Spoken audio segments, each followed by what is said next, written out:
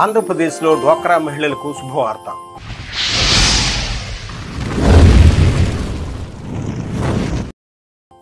ఆంధ్రప్రదేశ్ ప్రభుత్వం డ్వాక్రా మహిళల కోసం మరో కీలక నిర్ణయం తీసుకుంది. అంతర్జాతీయ మహిళా దినోత్సవం సందర్భంగా మరో కానుక ఇవ్వాలని ప్లాన్ చేస్తుంది. ఈ మేరకు వారికి 1,00,000 ఇవ్వాలని నిర్ణయించారు. సెర్ప్ కసరత్తు మొదలుపెట్టింది. ప్రతి ఏటా 100 కోట్లు మంజూరు చేయనుంది. ఎంతమంది అర్హులు ముందుకొచ్చిన ఈ రుణాలను అందించాలని నిర్ణయించారు. ఆంధ్రప్రదేశ్లో డ్వాక్రా మహిళలకు ప్రభుత్వం తీపి కబురు చెప్పబోతుంది. ఈ మేరకు అంతర్జాతీయ మహిళా దినోత్సవం సందర్భంగా మరో కానుకను అందించేందుకు సిద్ధమైంది. డ్వాక్రా మహిళలకు త్వరలో కొత్త పథకాన్ని అమలు చేయాలని నిర్ణయించారు. డ్వాక్రా మహిళల పిల్లల చదువులు, వివాహ అవసరాలకు ప్రభుత్వం రుణం అందించనుంది.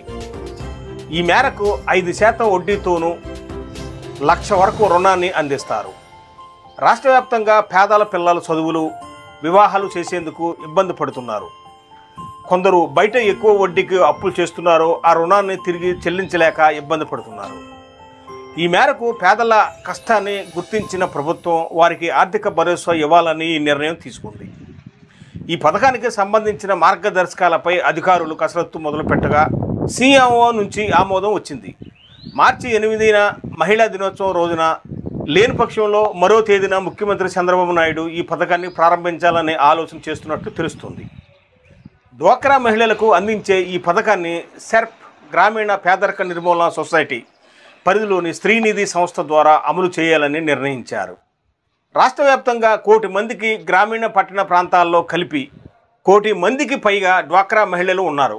ఈ మేరకు డ్వాక్రా మహిళలు పిల్లల చదువులు, వివాహాల కోసం రుణాలు తీసుకునేందుకు ఎంతమంది అర్హులు ముందుకొచ్చినా రుణాలు ఇవ్వాలని భావిస్తుంది.